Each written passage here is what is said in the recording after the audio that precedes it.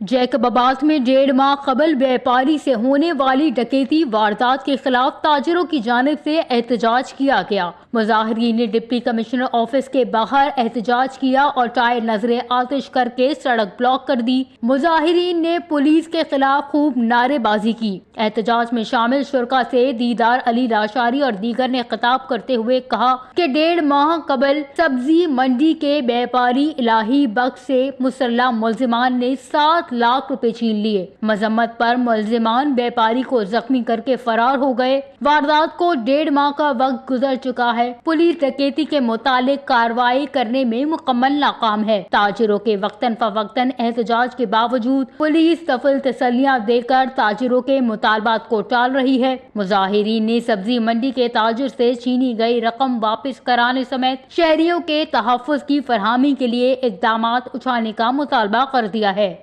وش news, Jacob آباد، سندھ۔